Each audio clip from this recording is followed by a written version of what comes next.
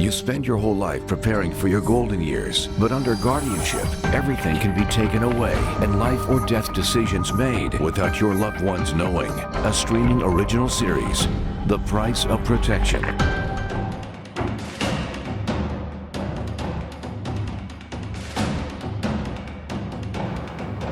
Last night, the Department of Health announced that there were 2 presumptive positive cases of coronavirus disease in the state of Florida.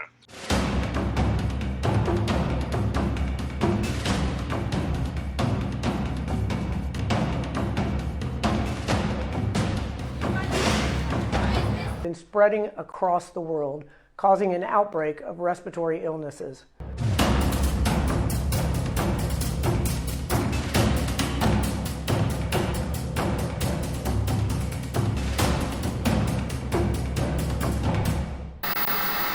Live from Tampa Bay streaming news leader, this is ABC Action News, taking action for you. Good evening, everyone. I'm Jameson Euler, bringing you the news from my home tonight. Wendy is off. In less than an hour, the governor's 30-day safer-at-home order becomes active.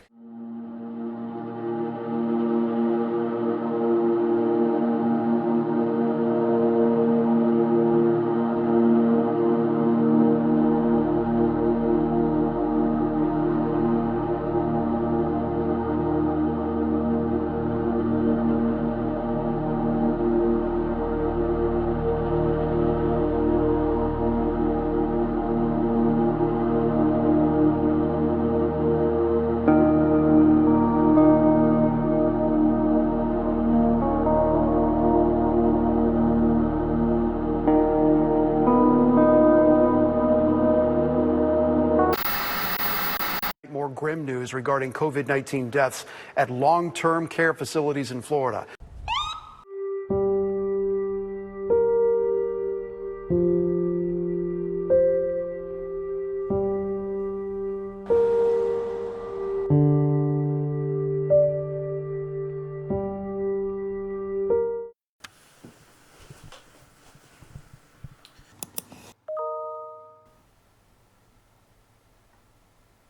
Hey, Mr. Rick Blake. You got me? I got you. All right. Let's pull that screen a little closer to you so that we got a nice... Framed up Okay. nicely without too much headroom there. Yeah, there you go. How many people under guardianship do you think are vulnerable to this pandemic who were in these long-term care facilities? Vast majority. I don't, we estimate that there's about 200,000 adults placed into guardianship every year. It makes people like Genyte Dirse or tens of thousands of other seniors who are locked in long-term care facilities extremely vulnerable, Adam. When you first heard that Genyte had been diagnosed with COVID-19, what went through your mind? She's not going to make it. The age, the isolation, the rate of death of that virus, I was not optimistic at all.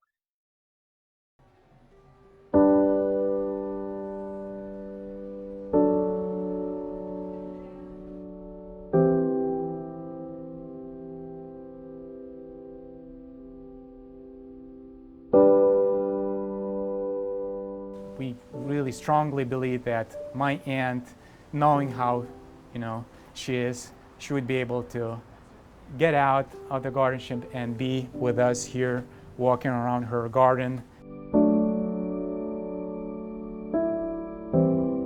And I see on my phone pop up message, email message, saying that my aunt is hospitalized and infected with coronavirus. My heart said, no, this is not good news. The problem is we had an order, no visitation order. Tell me what you did to try to talk to her the last, especially after you found out she was sick with coronavirus.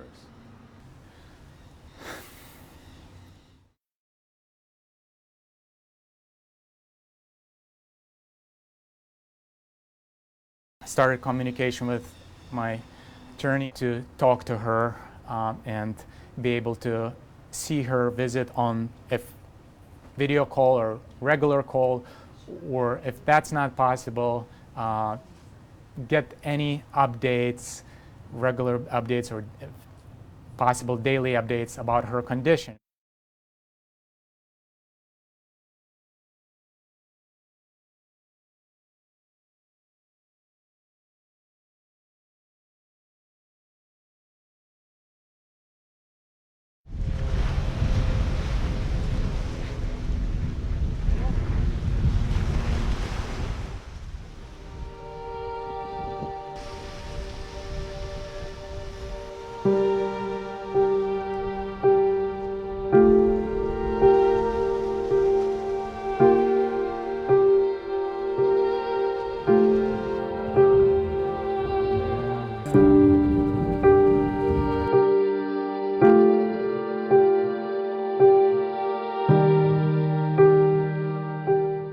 Genyte was born on May 1st, 1934 in São Paulo, Brazil, in Lithuanian family.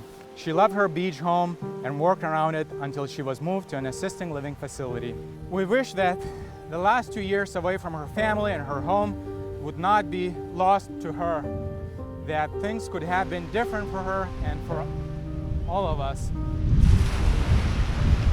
Genyte Dirse bought this old hotel down in St. Pete Beach back in the 1960s and had operated it ever since. It was an old style Florida hotel, kind of by the side of the beach highway. That hotel ended up being the reason that Mrs. Dirse ended up in guardianship in the first place. We spoke to a lot of the people who were around Mrs. Dirse at that time, and they all said that that real estate agent, Diana Sames, kept coming around trying to get her to sell the hotel, but Mrs. Dirse didn't want to sell, and she kept telling her no.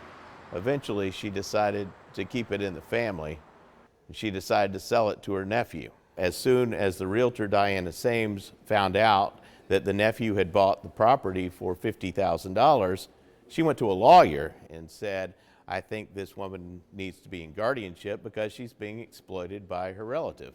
The same realtor that Mrs. Dirse was complaining about when she called 911.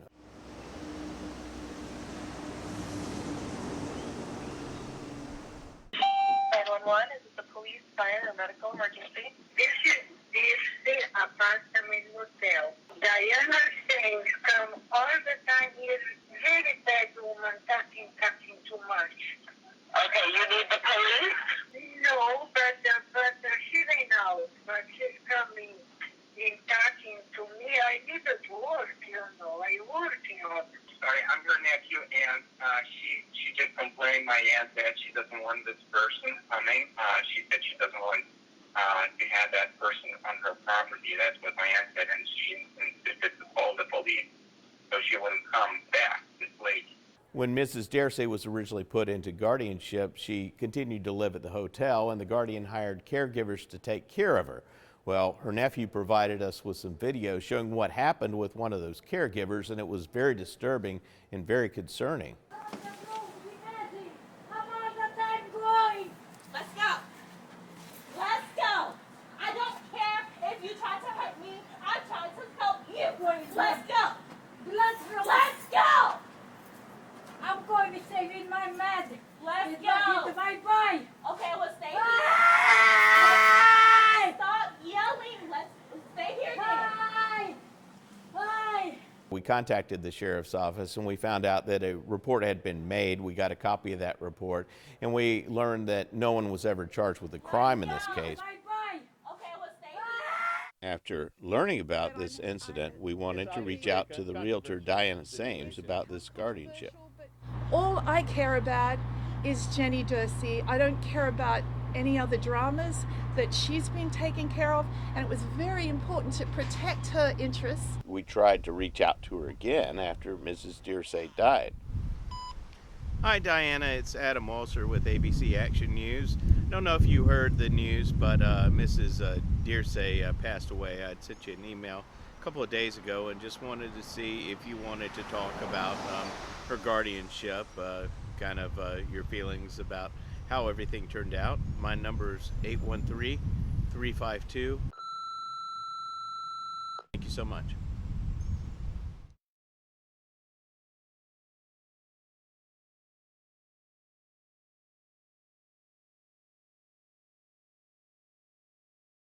Diana Sames told us she wanted to protect her. She was concerned about her health living here. She was concerned that she wouldn't be protected.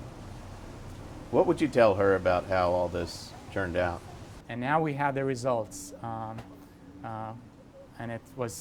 the results were getting worse and worse and worse. And on May 5th, we end up with my aunts, who's like my mother, death, which is, it cannot be even worse, can be worse.